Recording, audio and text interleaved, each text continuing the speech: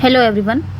आज हम गर्ल्स वर्दी के प्लेस के थीम डिस्कस करने वाले हैं। उनके प्लेस के थीम ये बहुत ही इम्पॉर्टेंट हो जाते हैं, उनके प्लेस भी इम्पॉर्टेंट हो जाते हैं और उनके प्लेस की थीम भी इम्पॉर्टेंट हो जाते हैं। तो कुछ इम्पॉर्टेंट प्लेस हम या नॉवेल्स लेके आए हैं जहाँ से हम उनके प्लेस की थीम या उनके नॉवेल्स की थीम पढ़ेंगे। सो स्टार्ट करते हैं सेशन को। Let's begin. तो यहाँ पे पहला उनका जो नॉवेल है, पहला नॉवेल क्या है? The salvation of a foresight. ये नॉवेल है उनका the salvation of a foresight. ये कब आया था? 1900 में आया था। और इसकी थीम क्या है? इसकी थीम है this early novel touches on themes of family tradition and the changing social landscape. यहाँ पे क्या कहा जा रहा है कि the salvation of a foresight, इसका जो थीम है ये क्या है? ये प्रारंभिक उपन्यास परिवार, परंपरा और बदलते सामाजिक परिदृश्य के विषयों को छूता है। मतलब यहाँ पे कोई परिवार हो गया, कोई फैमिली हो गई या ट्रेडिशन हो गया और बदलते सामाजिक जो सामाजिक लैंडस्केप होते हैं, सोशल लैंडस्केप जो होते हैं, यानी कि सामाजिक परिदृश्य के विषयों को बताता है ये सैल्वेशन ऑफ अ फोरसाइट ये नॉवेल। इसमें फैमिली, ट्रेडिशन और सोशल लैंडस्केप के बदलते हुए परिदृश्य को दिखाता है ये। ओके, तो इसकी थीम ये हो गई। नेक्स्ट वाले पे चलते हैं। नेक्स्ट जो अगला है novel on foresight change. On foresight change ये कब आया था? 1930 में आया था। और इसकी थीम क्या है? This novel explores themes related to the Forsyte families financial dealing and changing fortune. यहाँ पे क्या कहा जा रहा है कि ऑन फोरसाइट चेंज ये 1930 में आया है और इसका जो विषय है यानी कि इसकी जो थीम है, ये नॉवेल फोरसाइट परिवार के वित्तीय व्यवहार और बदलती किस्मत से संबंधित विषयों की पड़ताल करता है। यानी कि इस नॉवेल में आप क्या देखेंगे? इस नॉवेल में फोरसाइट परिवार की जो वित्तीय व्यवहार है, फिनेंशियल उनकी जो डीलिंग है और जो बदलती किस्मत से, चेंजिंग फॉर्चून से संबंधित ये नॉवेल आपको दिखाएगा। इन्हीं से संबंधित इसका प्ले मतलब विषय है, थीम है। नेक्स्ट वाले पे आते हैं। नेक्स्ट यहाँ पे क्या कह रहा है? डाने ये कब आया था? डाने ये 1905 या 1906 के बीच में आया था। और इन फोरसाइट्स पेंडिसेस हमने पढ़ा था ना उनके प्ले में, एंड अदर्स ये मैंने कराया भी है कि उनके कौन कौन से शॉर्ट स्टोरीज, एसे, लेटर्स ये उन्हीं में आते हैं। तो डाने ये भी एक नॉवेल है और 1900 या 1905 या 6 में आया। फोरसाइट्स पेंडिसेस इन अदर्स में ये डाने आपको मिलेंगे। जो ये कब आया था? ये टोटल कब आया था? 1935 में आया था। तो ये आपने ध्यान देना है।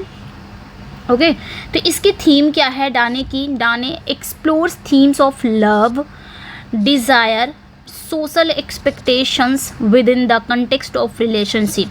तो यहाँ पे क्या कहा जा रहा है कि डाने में आपको क्या, इस डाने में, इस नॉवेल में आपको क्या दिखाई देगा? इसकी थीम क्या होगी कि रिश्तों के संदर्भ में प्यार, इच्छा और सामाजिक अपेक्षाओं के विषयों की पड़ताल करता है।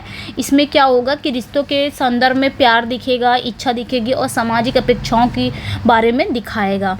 इसका थीम है इस नॉवेल्स का। ओके, तो ये ध्यान देना है। ये फोरसाइट पेंडिसेस एंड अदर्स में आता है ये। नेक्स्ट वन पे आते हैं। बहुत सारे बच्चों की डिमांड थी कि मैम थीम करा दीजिए। सोचा सच में थीम इम्पॉर्टेंट है। The man of property important है इनका नॉवेल। यहाँ पे मैं इम्पॉर्टेंट लगाना चाहूँगी। ये इम्पॉर्टेंट है क्योंकि फोरसाइट का फर्स्ट नॉवेल है, फोरसाइट सागा का फर्स्ट नॉवेल है द मैन ऑफ प्रॉपर्टी, जो कब आया था? 1906 में आया था। और इसमें क्या दिखाता है कि इसकी थीम क्या है? This is the first novel in the Forsyte chronicles.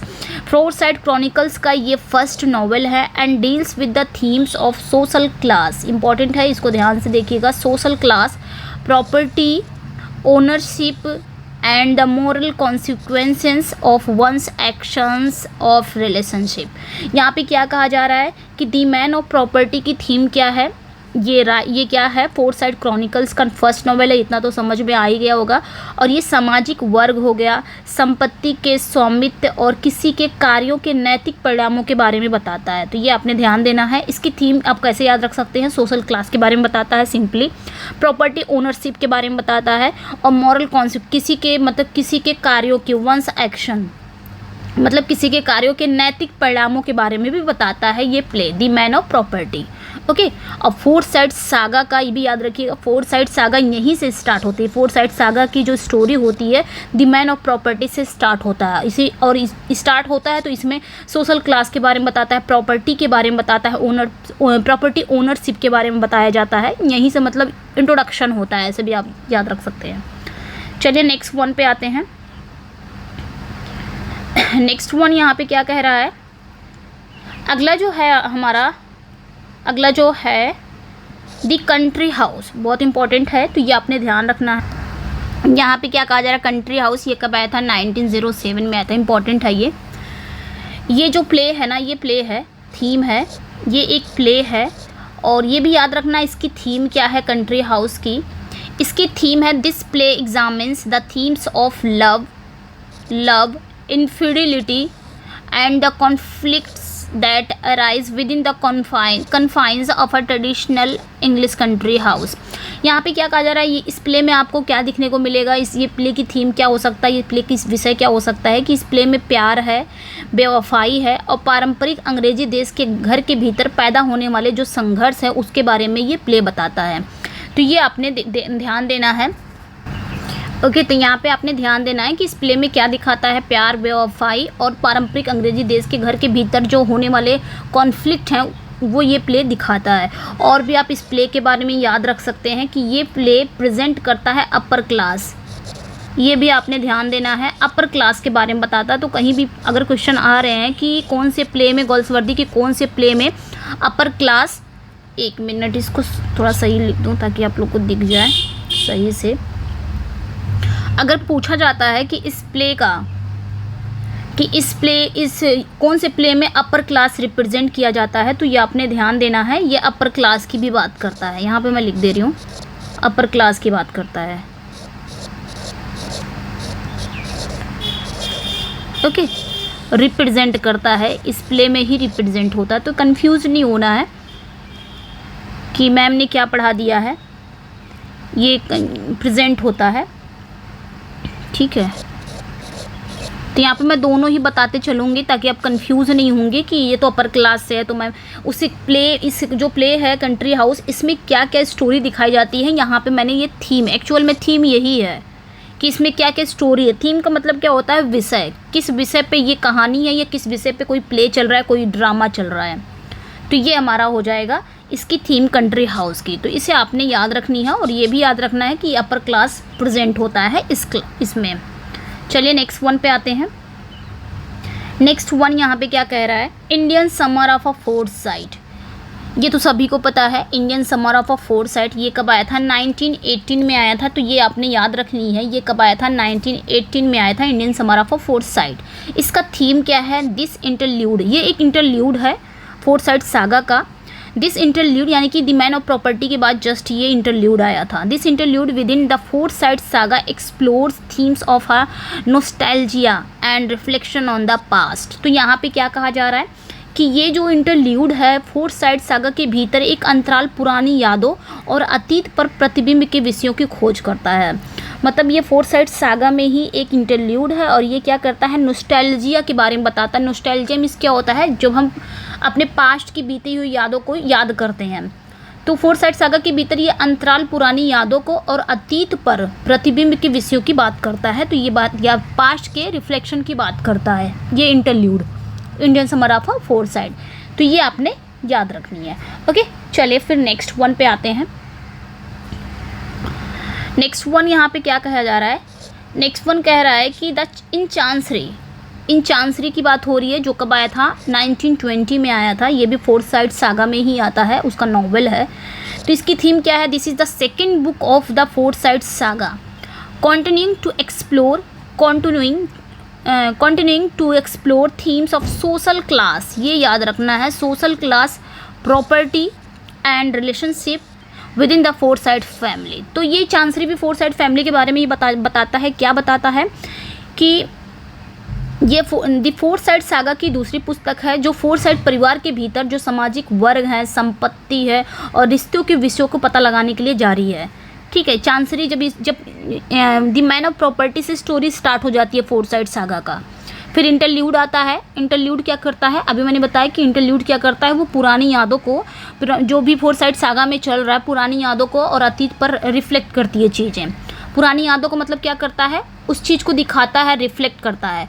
उस पर फिर चांसरी आता है, ये फोर साइड की सेकंड बुक है, यानी कि सेकंड नॉवेल है। इसमें क्या दिखाता है, इसमें फोर साइड को कंटिन्यू करता है। इसमें क्या करता है, सोशल क्लास के बारे में बताता है इन चांसरी में, और संपत्ति प्रॉपर्टी के बारे में बताता है, और रिश्तों के बीच में कैसा कैसा क्या चल रहा है उसके बारे में बताता है।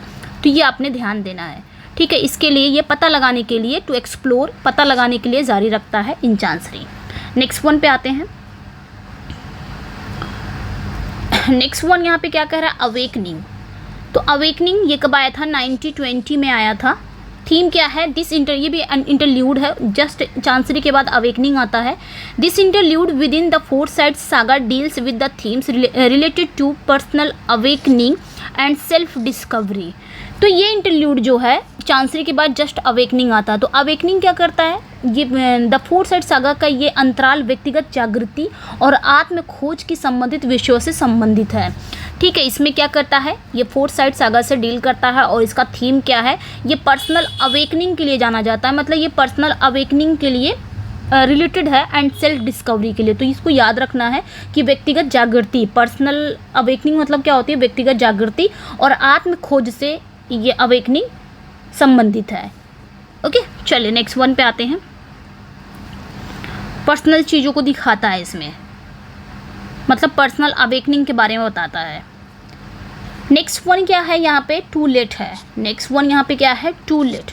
टू लेट कब आया था, 1921 में आया था। इसका थीम क्या है, to let is the third book of the Forsyte saga. तो ये फोर साइड सागा का थर्ड बुक है, यानी कि थर्ड नॉवेल है, ठीक है। टू लेट ये क्या करता है, focusing on the themes of property, inheritance and the involving Fortune of the four side family. तो फोर साइड फैमिली के बारे में सब कुछ बताता है। टू लेट क्या कर रहा है, जो संपत्ति, मतलब फोर साइड सागा का ये तीसरा बुक है, और ये क्या कह रहा है कि जो संपत्ति यानी कि जो प्रॉपर्टी, विरासत और फोर साइड परिवार के विकसित होते भाग्य के विषयों पर केंद्रित है। तो इसमें क्या दिखाता है कि फोर साइड फैमिली प्रॉपर्टी में, इनहेरिटेंस में और भाग्य में वो क्या हो रहे हैं, डेवलप्ड हो रहे हैं। और ये टू लेट दिखाता है हमें ये कहानी फोर साइड फैमिली की, कि जो लोग हैं प्रॉपर्टी में, इनहेरिटेंस में और भाग्य में वो क्या हो रहे हैं, विकसित हो रहे हैं। तो ये चीज़ें टू लेट हमें दिखाता है फोर साइड फैमिली का। ओके, चलिए नेक्स्ट वन पे आते हैं। नेक्स्ट वन क्या कह रहा है, the silver spoon. The silver spoon ये कब आया था, 1926 में आया था, द सिल्वर स्पून। ओके, तो यहाँ पे क्या कह रहा है, इसका थीम क्या है, इसका थीम क्या है, this book continue the exploration of themes related to societal values and individual struggles within a modern comedy. तो मॉडर्न कॉमेडी में ही आता है, मॉडर्न कॉमेडी जो इसका टाइटल है। तो सिल्वर बुक्स ये क्या है, ये पुस्तक, ये जो बुक है, ये मॉडर्न कॉमेडी के भीतर क्या करता है, सामाजिक मूल्यों और व्यक्तिगत संघर्षों से संबंधित विषयों की खोज जारी रखता है। ये क्या करता है, जो सामाजिक मूल्य हैं और व्यक्तिगत संघर्ष जो है, जो मतलब स्ट्रगल हैं, व्यक्तिगत इंडिविजुअल जो स्ट्रगल्स हैं, इसको क्या करता है, वो इन विषयों के बारे में संबंधित विषयों की खोज जारी रखता है। द सिल्वर स्पून ये जो बुक है, ये मॉडर्न कॉमेडी के अंदर आता है। नेक्स्ट वन पे आते हैं, अ साइलेंट वोविंग। ये कब आता है, 1927 में आता है, अ साइलेंट वोविंग। ओके, तो अ साइलेंट वोइंग ये कब आता है, 1927 में। इसका थीम क्या है, this is the first interlude of a modern comedy. मतलब ये मॉडर्न कॉमेडी का फर्स्ट इंटरल्यूड है, touching on themes of unspoken love and missed opportunities. ये क्या करता है, अपॉर्चुनिटीज़।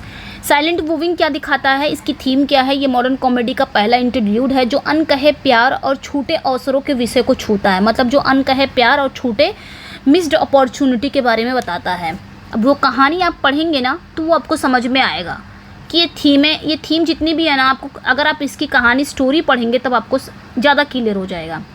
नेक्स्ट वन है पासर्स बाई। 1 मिनट।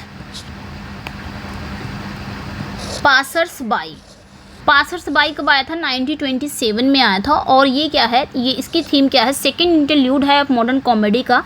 ये भी मॉडर्न कॉमेडी का सेकंड इंटरल्यूड है। ये क्या करता है, इसकी थीम क्या है, explore theme of memory and human connection in a bustling city. तो ये क्या करता है, ये मॉडर्न कॉमेडी का दूसरा इंटरल्यूड है जो एक हलचल भरे शहर में स्मृति और मानवीय संबंधों के विषयों की पड़ताल करता है।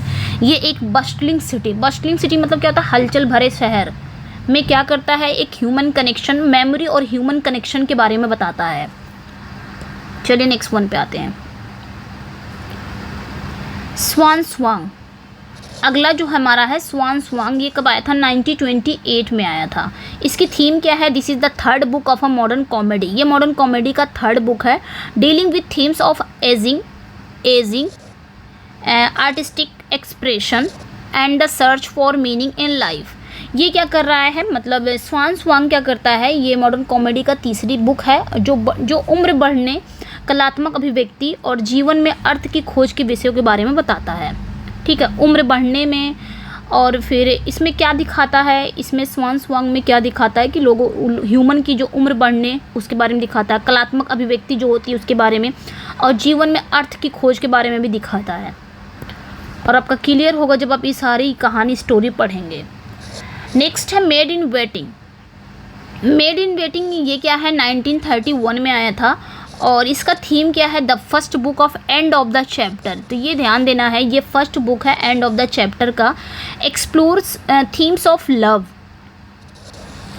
Love, marriage and the inner, ये ध्यान देना, inner lives of female characters within the Forsyte family. तो फोरसाइट फैमिली के बारे में ये भी बता रहा है। क्या बता रहा है मेड इन वेटिंग में, मेड इन वेटिंग में क्या है कि अध्याय के अंत यानी कि एंड ऑफ द चैप्टर की पहली पुस्तक है। फोरसाइट परिवार के भीतर ये क्या दिखाता है, प्रेम, विवाह और महिला कैरेक्टर के आंतरिक जीवन के विषयों की पड़ताल करता है। मतलब ये जो मेड इन वेटिंग है ना, ये फोरसाइट फैमिली में जो महिला कैरेक्टर हैं उनके बारे में दिखाता है, उनके इनर लाइफ्स जो कैसी है उसके बारे में दिखाता है, लव के बारे में दिखाता है, मैरिज के बारे में दिखाता है।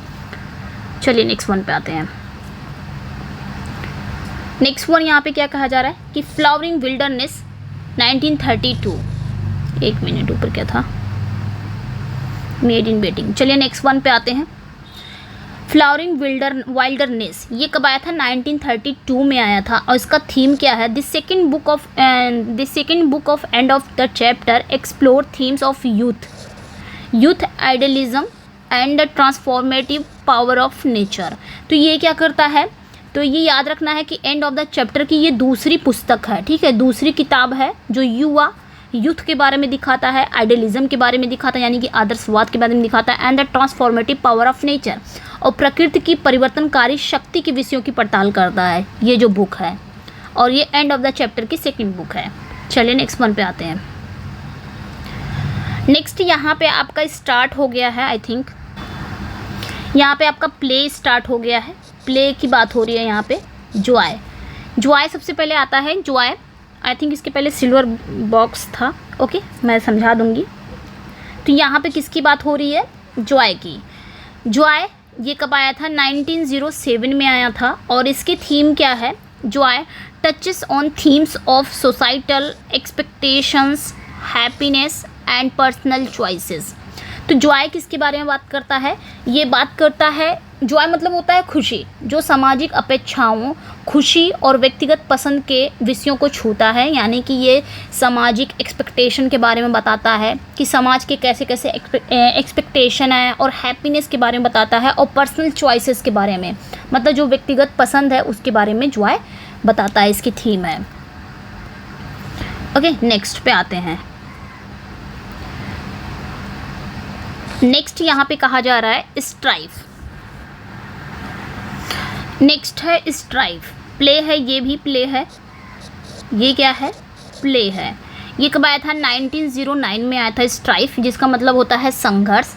और इसकी थीम क्या है, स्ट्राइफ की थीम क्या है, strife is centred around the themes, मतलब ये किसकी तरफ केंद्रित है, पूरी तरफ से ऑफ लेबर डिस्प्यूट के लिए जाना जाता है, मतलब लेबर डिस्प्यूट इसकी थीम है। फिर है पावर स्ट्रगल्स भी है, and the impact of industrialisation, मतलब इसमें क्या क्या दिखाता है, श्रम विवादों का यानी कि लेबर डिस्प्यूट का दिखाता है, सत्ता संघर्ष भी दिखाता है, और औद्योगिकरण के प्रभाव के विषयों पर केंद्रित है। ये जो आपका प्ले है स्ट्राइफ, तो समझ में आ गया होगा।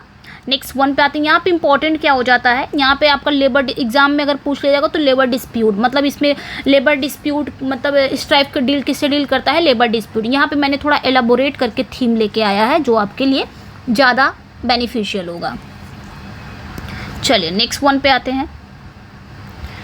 नेक्स्ट वन पे हम मोस्ट इम्पॉर्टेंट प्ले है जस्टिस।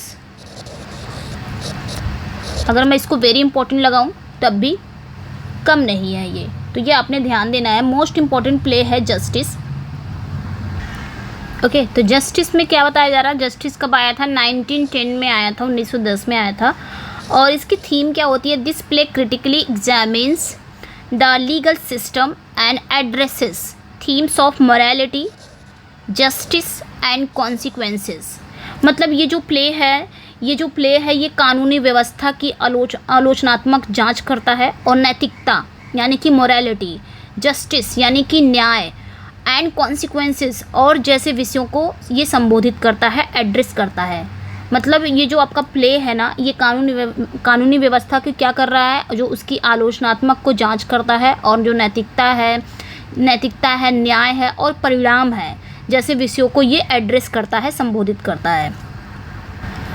ओके, तो ये ध्यान देना है आपको, ये क्या करता है ये हम सभी को पता है। और एग्ज़ाम में अगर पूछ लिया जाता है, एग्ज़ाम में ऐसे भी क्वेश्चन आते हैं कि justice solve the problem of, किसकी प्रॉब्लम दिखाता है, वही चीज़ यहाँ पे मैं भी बता रही हूँ, English legal system.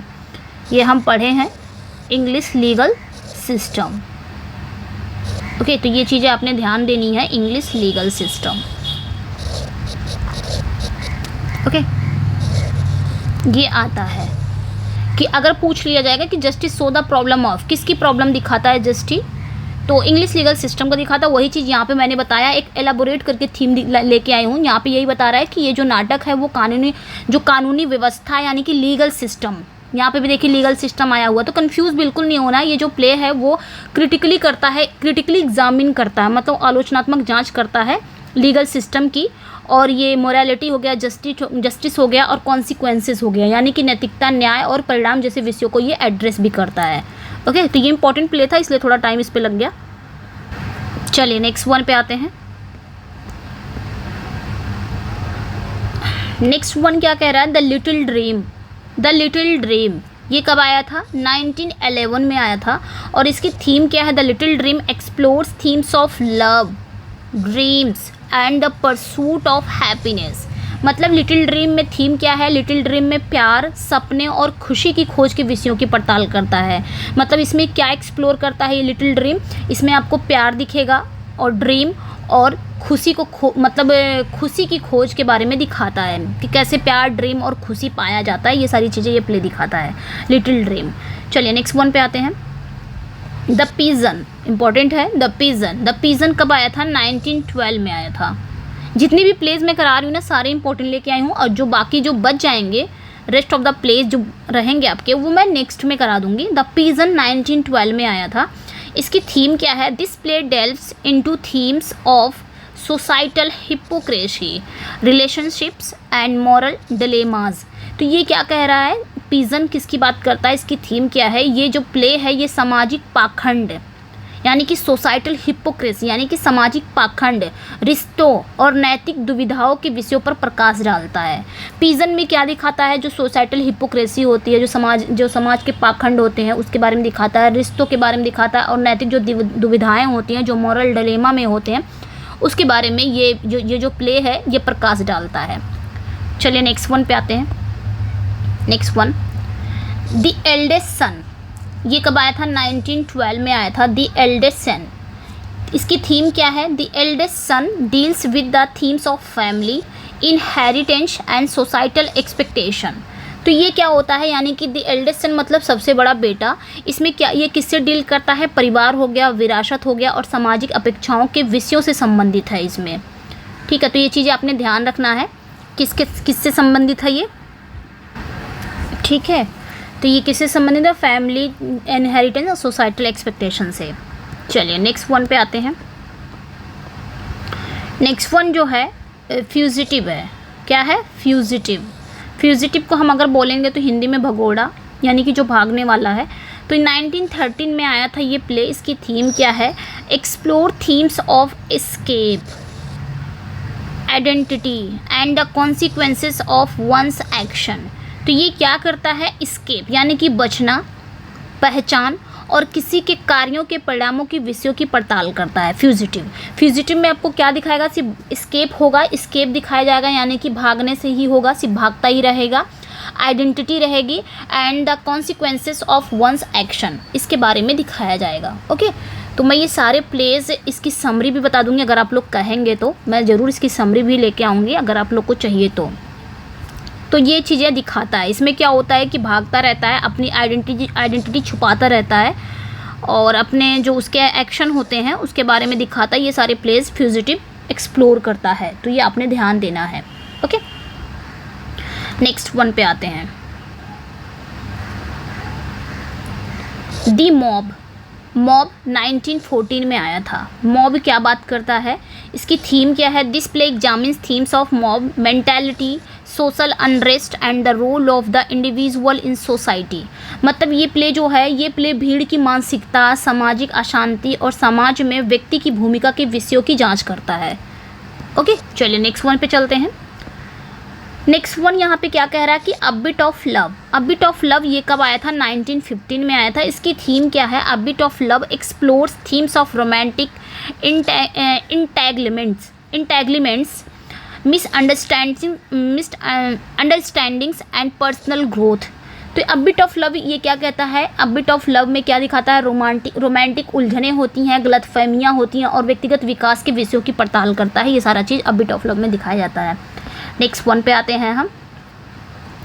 The foundations, the foundation ये कब आया था, 1920 में आया था। इसका थीम क्या है, this play addresses themes of societal change, generational conflict and the impact of war. The foundation में ये प्ले है, वो ये प्ले क्या दिखाता है, सामाजिक परिवर्तन हो गया, पीढ़ीगत संघर्ष हो गया या युद्ध के प्रभाव के विषयों को संबोधित करता है। तो इसमें क्या क्या दिखाता है, जनरेशनल कॉन्फ्लिक्ट दिखाता है, इम्पैक्ट ऑफ वॉर ये सब दिखना, मतलब सोसाइटल चेंज दिखाता है, सामाजिक परिवर्तन दिखाता है और जनरेशनल कॉन्फ्लिक्ट जो होते हैं, जो पीढ़ीगत संघर्ष होते हैं, युद्ध के प्रभाव के विषयों के बारे में बताता है ये प्ले। चलिए नेक्स्ट वन पे आते हैं। नेक्स्ट वन क्या कह रहा है, द स्किन गेम ये कब आया था, 1920 में आया था द स्किन गेम। इसकी थीम क्या है, the skin game deals with the themes of property, grid and the ethical dilemmas. तो स्किन गेम में क्या दिखाता है, स्किन गेम में प्रॉपर्टी के बारे में दिखाता है यानी कि संपत्ति के बारे में दिखाता है, लालच के बारे में दिखाता है और नैतिक दुविधाओं के विषयों से संबंधित है ये प्ले। तो ये आपने याद रखना है, प्रॉपर्टी, ग्रीड एंड एथिकल। चलिए नेक्स्ट वन पे आते हैं। स्किन गेम इंपॉर्टेंट है वैसे। विंडोज़, विंडोज़ ये कब आया था, 1920 में आया था और इसकी थीम क्या है, Windows explores themes of love, loss and the human connection के बारे में दिखाता है यानी कि विंडोज़ प्रेम, हानि और मानवीय संबंध के विषयों की पड़ताल करता है। ठीक है, प्रेम दिखाता है, लॉस दिखाता है और ह्यूमन कनेक्शन के बारे में दिखाता है। चलिए नेक्स्ट वन पे आते हैं। जब आप इसकी स्टोरी पढ़ेंगे ना तब आपको ये सारा ही थीम समझ में आ जाएगा। A family man, a family man कब आया था, 1922 में आया था। इसकी थीम क्या है, this play delves into themes of family dynamics, ambition and personal sacrifice. तो ये प्ले क्या करता है, ये प्ले पारिवारिक गतिशीलता, महत्वाकांक्षा और व्यक्तिगत बलिदान के विषयों पर प्रकाश डालता है। अ फैमिली मैन, तो ये आपने ध्यान देना है।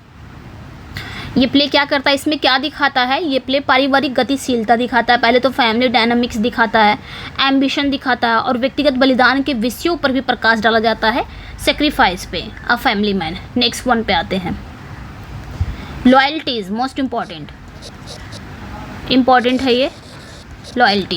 लॉयल्टीज़ 1922 में आया था और इसे ही गोल्सवर्दी ने क्या कहा था कि मात्र ऐसा प्ले होगा जिसे मैं किसी भी थिएटर में दूंगा वो मना नहीं करेगा, ये प्ले है। तो ये आपने ध्यान देना है। थीम इसकी क्या है, लॉयल्टीज़ की, touch on the theme of loyalty, ethics and the consequences of war, यानी कि वफादारी, नैतिकता और युद्ध के परिणामों के विषयों को छूती है लॉयल्टीज़, ये आपने ध्यान देना है। ओके, नेक्स्ट वन पे आते हैं। दी फॉरेस्ट 1924 में आया था और ये जो प्ले है, इस प्ले की थीम क्या है, this play explore the theme of nature, society and the conflict between the two. मतलब इसमें नेचर और सोसाइटी के बारे में, मतलब ये जो प्ले है प्रकृति, समाज और दोनों के बीच संघर्ष के विषयों की पड़ताल करता है। मतलब नेचर और सोसाइटी के बीच में क्या होता है, कॉन्फ्लिक्ट दिखाता है ये प्ले। द फॉरेस्ट, फॉरेस्ट से आप याद ही रख सकते हैं प्रकृति की बात कर रहा है। एस्केप 1926 में आया था एस्केप इसकी थीम क्या है? एस्केप की addresses themes of personal freedom, identity and the pursuit of happiness. तो एस्केप में क्या दिखाया जाता है? इसमें एस्केप में क्या दिखाया है? व्यक्तिगत स्वतंत्रता की बात होती है, यानी कि पर्सनल फ्रीडम की बात करता है, आइडेंटिटी की बात करता है, पहचान की, और फिर and the pursuit of happiness, और खुशी की खोज के विषयों को संबोधित करता है। ये आपने याद रखनी है एस्केप का। नेक्स्ट वन पे आते हैं, एग्जाइल्ड कब आया था? 1929 में आया था। ये भी गोल्सवर्दी का ही वर्क है। थीम है इसकी exiled, explore the themes of exile, identity and the impact of political turmoil. यहाँ पे क्या कहा जा रहा है कि एग्जाइल्ड पहचान, ठीक है, पहचान, पहले एग्जाइल यानी कि निर्वासन, आइडेंटिटी यानी कि पहचान, and the impact of political turmoil यानी कि सामाजिक उथल पुथल के प्रभाव के विषयों की पड़ताल करता है। इसमें क्या दिखाता है? एग्जाइल के बारे में दिखाता है, निर्वासन, पहचान के बारे में, और सामाजिक जो राजनीतिक पॉलिटिकल यानी कि राजनीतिक उथल पुथल के प्रभाव के बारे में दिखाता है ये प्ले। नेक्स्ट वन, गोल्सवर्दी का ये वर्क, द रूफ कब आया था? द रूफ 1929 में आया था। इसका थीम क्या है? This play delves into themes of relationship, societal expectations and personal choices. तो द रूफ क्या दिखाता है? तो ये जो प्ले है ये रिलेशनशिप यानी कि रिश्तों, सामाजिक अपेक्षाओं, व्यक्तिगत विषयों पर प्रकाश डालता है। ओके, इस प्ले को भी आप ध्यान दीजिएगा। आई थिंक एक और प्ले की ऐसी ही थीम थी। ओके, चलिए फिर नेक्स्ट वन पे आते हैं। नेक्स्ट वन क्या कह रहा है? द विंटर गार्डन ये कब आया था? 1935 में। थीम क्या है? The winter garden explore themes of memory, nostalgia and the passage of time. तो ये क्या कर रहा है कि स्मृति, पुरानी यादों और समय बीतने के विषयों की पड़ताल करता है, द विंटर गार्डन। ओके, चलिए नेक्स्ट पे आते हैं। अब यहाँ पे क्या बताया जा रहा है कि उन्होंने 6 शॉर्ट प्लेज भी लिखे थे ना, 1 एक्ट प्लेज लिखे थे। तो 1 एक्ट प्लेस के बारे में उन्होंने किस पे लिखे थे, एक ही में सब बता दिया गया है यहाँ पे। ये जो थीम है, मतलब उन्होंने 6 शॉर्ट प्लेस जो लिखे थे, यानी कि 1 एक्ट प्ले, एकांकी नाटक जिसे कहा जाता है। इनके जो एकांकी नाटक थे वो किस बेस्ड पे थे? तो these short place cover various themes. यहाँ पे मैं थीम नहीं बता रही हूँ, बस इतना बता रही हूँ किस पे थे उन्होंने ज़्यादातर लिखा था, कवर किया था। Including human nature, society and relationship. तो उनके जो शॉर्ट प्लेस थे वो मानव स्वभाव, समाज और रिश्ते सहित विभिन्न विषयों को कवर करते हैं। ठीक है, ह्यूमन नेचर और सोसाइटी और रिलेशनशिप कई मतलब इन सब मिला के उनके जो 6 शॉर्ट प्लेस हैं वो कवर करते हैं, मतलब दिखाया जाता है किसके बारे में उन्होंने लिखा है, ह्यूमन नेचर, सोसाइटी और रिलेशनशिप के बारे में। पोएम्स जो उन्होंने लिखी है, किस पे उन्होंने पोएम्स में क्या क्या कवर किया ये बताना है। तो Galsworthy's poem cover a range of themes including personal reflection, social commentary and patriotism. उनके पोएम में हम क्या क्या देख सकते हैं? तो जॉन गोल्सवर्दी की कविताएं जो हैं व्यक्तिगत प्रतिबिंब, सामाजिक टिप्पणी और देशभक्ति सहित कई विषयों को कवर करती है। तो ये आपने ध्यान देना है। यहाँ पे मैं थीम नहीं बता रही हूँ। एस्सेज उनके क्या क्या बता सकते हैं? उनके एस्सेज किस पे कौन से टॉपिक को कवर करते हैं उनके essays? Galsworthy's essay cover topics such as quality, censorship of plays and literary analysis.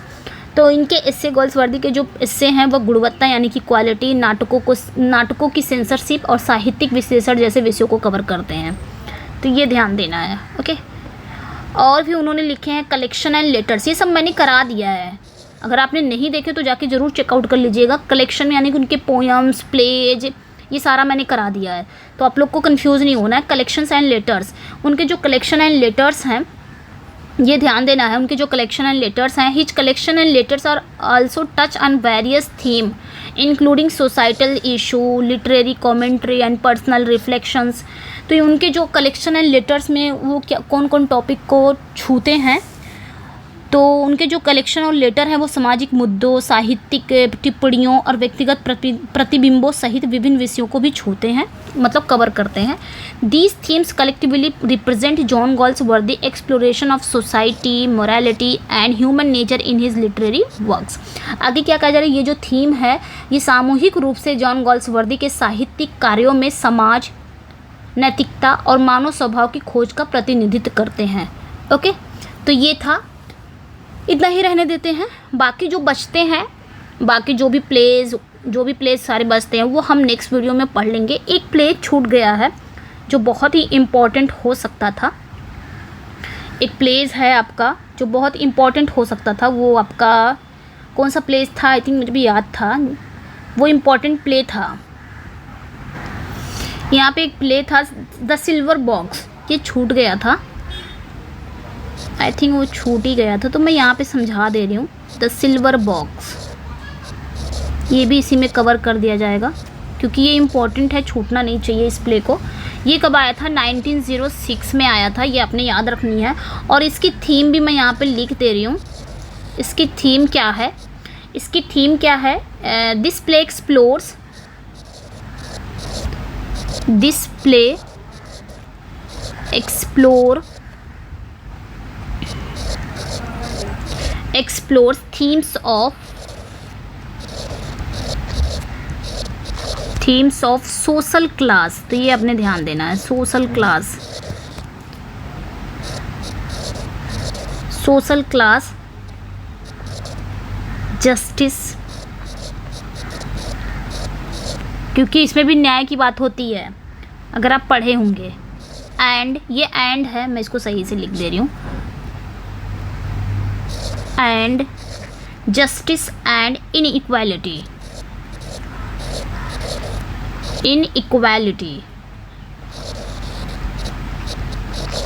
तो ये आपने ध्यान देना है। सिल्वर बॉक्स 1906 में आया था और इसका थीम क्या है? ये प्ले क्या करता है? तो ये प्ले जो है ये सामाजिक वर्ग हो गया, न्याय हो गया और असमानता के विषयों की पड़ताल करता है, यानी कि सोशल क्लास, जस्टिस और इनइक्वालिटी की बात करता है। तो ये आपने ध्यान देना है। ओके, इस चीज़ को भूलना नहीं है। और कौन सा प्ले हो सकता है और इसके क्वेश्चन कैसे आ सकते हैं? अगर क्वेश्चन पूछ ले कि girls were this famous play silver box deals with, इस टाइप का अगर क्वेश्चन आ रहे हैं तो इसके आपके ऑप्शन में रहेंगे कैसे, ये आपने ध्यान देना कैसे रहेंगे अगर पूछ लिया जाए तो। ओके, तो आप अगर पूछ लिया जाएगा तो आप क्या लिखेंगे वहाँ पे? तो ऐसे ऑप्शन में आया रहेगा the inequality of justice, the inequality, equality देखो इसमें आया भी है, इक्वालिटी ऑफ जस्टिस। तो कंफ्यूज नहीं होना है, ठीक है, ऐसे ऑप्शन में आ जाएगा। यहाँ पे मैं थोड़ा एक्सप्लोर करके लेके आ गई हूँ, तो आपने कंफ्यूज नहीं, बिल्कुल भी नहीं होना है। और एक क्वेश्चन और हो सकता है जहाँ पे आपका कन्फ्यूज़न हो, उसमें कन्फ्यूज़न को दूर कर रही हूँ, जो इसमें मैंने कवर नहीं कर पाया था। एक क्वेश्चन अगर ऐसे पूछ लिया गया कि in the influence of class is depicted in, class का इन्फ्लुएंस अगर पूछ लिया, द इन्फ्लुएंस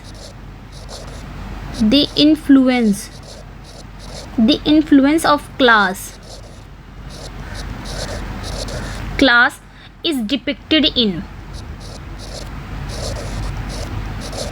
ठीक है, डिपिक्टेड कहाँ गया, क्या हो रहा है, डिपिक्टेड